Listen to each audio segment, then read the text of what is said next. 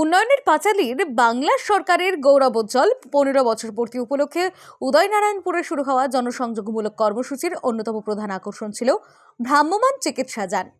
প্রত্যন্ত ও গ্রামীণ এলাকার মানুষের দোরগোড়ায় স্বাস্থ্য পরিষেবা পৌঁছে দেওয়ার লক্ষ্যে এই উদ্যোগকে ঘিরে সাধারণ মানুষের মধ্যে ব্যাপক সাড়া লক্ষ্য করা গেছে।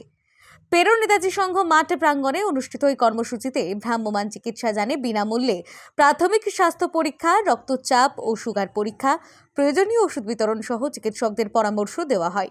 বহু মানুষ দীর্ঘদিনের অসুখ নিয়ে সরাসরি চিকিৎসকের সঙ্গে কথা বলার সুযোগ পেয়ে সন্তোষ প্রকাশ করেন। আমাদের এই মধ্যবিত্ত ফ্যামিলি এটা খুবই প্রয়োজন ছিল। আমরা মাননীয় মুখ্যমন্ত্রীকে অসংখ্য ধন্যবাদ জানাই যে আমাদের এই পরিষেবা দেওয়ার জন্য। বিশেষ করে প্রবীণ নাগরিক, মহিলা ও শিশুদের মধ্যে এই পরিষেবার চাহিদাও ছিল চোখে পড়ার মতো। অনেকের পক্ষে দূরের হাসপাতালে গিয়ে নিয়মিত চিকিৎসা করানো সম্ভব হয় না।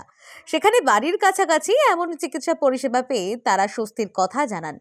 উদয়নারায়ণপুরের বিধায়ক মাননীয় সমীর কুমার পাঁজা তিনি বলেন, রাজ্য সরকারের লক্ষ্য হলো প্রত্যন্ত এলাকার মানুষের যাতে কোনোভাবেই স্বাস্থ্য পরিষেবা থেকে বঞ্চিত না হন।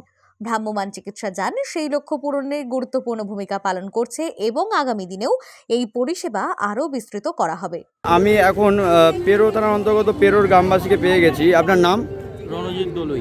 আচ্ছা, এই যে আপনাদের পাড়ার সামনে বা বাড়ির সামনে যে ভ্রাম্যমাণ চিকিৎসা কেন্দ্র যে নিয়ে আসলো মাননীয় মুখ্যমন্ত্রী মমতা বন্দ্যোপাধ্যায়, তো কেমন লাগছে আপনাদের এটা? দারুণ লাগছে, ভালো হয়েছে।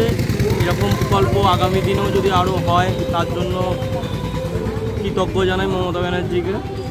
খুব সুন্দর প্রকল্প, এতে আরও সাধারণ মানুষ উপকৃত হবে এই আশা রাখছি। আগামী দিন যাতে আরও কিছু নতুন নতুন প্রকল্প আসে, ভালো হয়, এর জন্য ওনাকে অসংখ্য অসংখ্য ধন্যবাদ। স্বাস্থ্য পরিষেবাকে মানুষের আরও কাছে নিয়ে যাওয়ার এই উদ্যোগ জনসংযোগ কর্মসূচির মাধ্যমে বাস্তব রূপ পেয়েছে বলে মত প্রশাসনিক মহলের।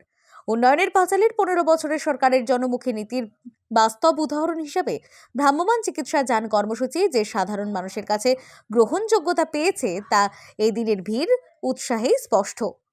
Bureau report, social 24।